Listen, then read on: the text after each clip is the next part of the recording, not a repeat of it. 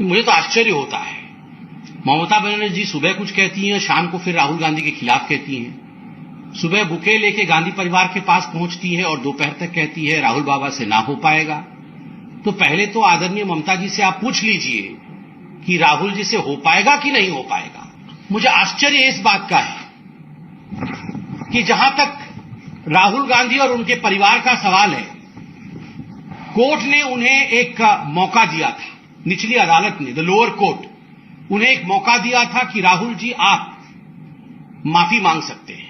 आपने OBC community के प्रति जिस प्रकार के आपत्तिजनक शब्दों का प्रयोग किया है, आप चाहें तो आप माफी मांग सकते हैं। राहुल ने कहा मैं राहुल हूं, मैं माफी नहीं मांगता। I am Rahul, Rahul does not से सॉरी। सच एरोगेंस, मैं राहुल हूं। अरे राहुल ही तो हैं, यही तो हम शुरू से बोल रहे हैं। The two arts never go together, Rahul and responsibility. Rahul और जिम्मेदारी कभी एक साथ चलते ही नहीं है। मैं राहुल हूं इसलिए मैं माफी नहीं मांग सकता हूं। क्यों?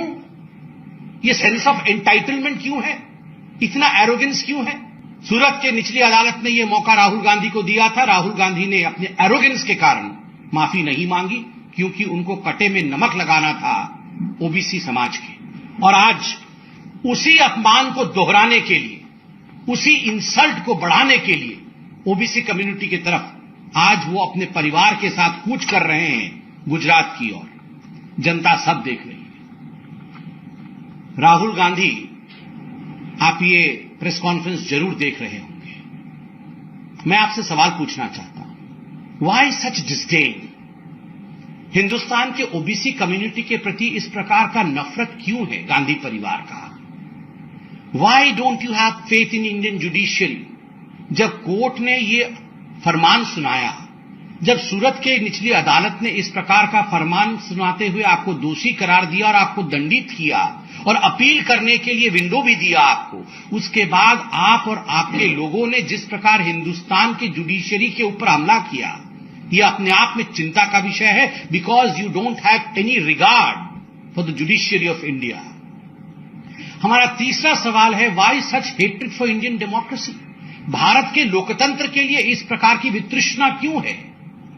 आप याद करिए, पहले जाके हिंदुस्तान से बाहर हिंदुस्तान को अपमानित करते हैं, और अब जब ओबीसी कम्युनिटी को अपमानित करते हैं और ओबीसी कम्युनिटी को अपमानित करने के कारण कानून के अंतर्गत वो डिस्क्वालीफाई हो जाते हैं। लुक एट दी, आप हिम्मत देखिए कांग्रेस पार्टी की। Look at the audacity of the Congress party. Foreign countries में उनके एजेंट्स को फिट कर रखा है कि यहां से वक्तव्य जारी कराइए कि भारतवर्ष में डेमोक्रेसी खतरे में आ गया है। This is nothing other than Indira is India, India is Indira movement. Rahul is not India and India is not Rahul. ये राहुल गांधी पर्यायवाची शब्द है भारतवर्ष का, और भारतवर्ष मतलब राहुल गांधी और गांधी परिवार ये नहीं है। आप डिस्क्वालीफाई कानून के अंतर्गत हुए हैं, इसलिए आपके एजेंट जाके दूसरे देशों में जो बयान दे रहे हैं या दिलवा रहे हैं और उसका समर्थन कांग्रेस पार्टी भारतवर्ष से कर रही है। तो हम सवाल पूछते हैं, why this disdain, this dislike for Indian democracy? Bharat के डेमोक्रेसी और लोकतंत्र के खिलाफ इस प्रकार का वितृष्णा भाव क्यों है आपके मन में? और एरोगेंस और एंटाइटलमेंट की चरम सीमा देखिए। उनके जो बहुत बड़े नेता हैं, राज्यसभा में सांसद हैं, बकायदा प्रेस कॉन्फ्रेंस करके प्रमोद तिवारी जी कहते हैं ये तो गांधी परिवार के लोग हैं, ये राहुल गांधी है। देश का कानून अलग होना चाहिए गांधी परिवार के लिए। क्यों भैया? गांधी परिवार के लिए देश का कानून अलग क्यों होगा? Why should there be a separate CrPC और an IPC for the Gandhi family? आप किस प्रकार का घमंड, किस चरम तक एरोगेंस जा सकता है? देखिए कि देश का एक नूतन कानून होना चाहिए, एक अलग कानून होना चाहिए। There should be a separate law just because they belong to a Gandhi family. इसलिए जो राहुल गांधी के साथ हुआ कोर्ट में वो उचित नहीं है, क्योंकि ये तो गांधी परिवार का है। मतलब आप और हम सेकंड कैटेगरी के इंडियंस हैं, और ये गांधी परिवार के लोग, यही हमारे शहंशाह और शहजादे हैं। ये इस प्रकार की भावना से अब भारतवर्ष निजात पा चुका है। अब भारतवर्ष उसमें नहीं है।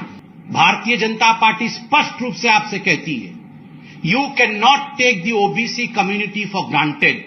भारत के पिछड़े वर्ग को आप टेकन फॉर ग्रांटेड नहीं ले सकते। आप उनके खिलाफ आपत्तिजनक शब्द का प्रयोग करेंगे, उन्हें गाली देंगे, उनका अपमान करेंगे, और जब कोर्ट इस पे टिप्पणी करेगी, कानून अपना काम करेगा, तो आप जाकर हुड़दंग करेंगे।